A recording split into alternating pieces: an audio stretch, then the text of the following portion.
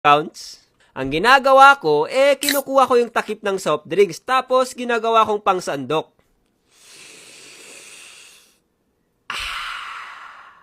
Ano ba yung ginagawa mo? Para kang ewan.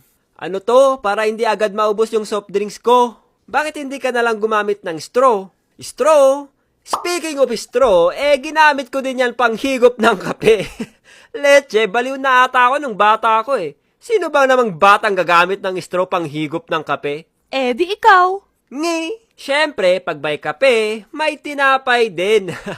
Ang ginagawa ko naman sa tinapay, lalo na sa buns, dinadaganan ko yung para ma-flatten at sumiksik yung laman.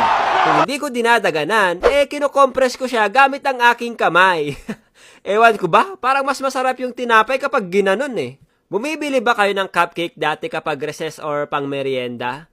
Di ba tinatanggal yung wrapper na nakabalot sa cupcake? Kapag tinatanggal yun, may mga sumasama pang laman ng cupcake. Siyempre, dahil ayaw mo nagsasayang ng pagkain, ngunguyain mo yung wrapper na yun. Ewan ko ba, basta sarap na sarap ako sa wrapper ng cupcake dati. Pero, wag niyong gagayahin to kasi may mga wrapper ng cupcake na hindi talaga pwedeng kainin. Dito sa lugar namin, uso ang napakasarap na taho. Kaya kapag may nagsisigaw ng taho sa labas dati, talagang magsisilabasan kami para bumili. Taho! Taho! Uy, andyan na yung naglalako ng taho. Tara, bili tayo. Tara, hingi lang ako pambili. Kuya, pabili. Pakiramihan po ng sago. Ako, kuya, puro sago lang lagay mo. Ano ba tong mga batang to? Ganun ba nila kagusto yung sago? Dahil gusto naming maraming sago yung taho namin, ginagawa naming sumpak. Aray, hindi pa ako ready. Loko ka, etong sayo. Walang hiyang mga batang to. Pinaglaruan ba naman yung sago? Naaalala niyo pa ba guys yung candy na Stay Fresh? Yung maliit na bilog na mint candy? Kung naabutan nyo yun, sinubukan nyo din bang paglaruan yun?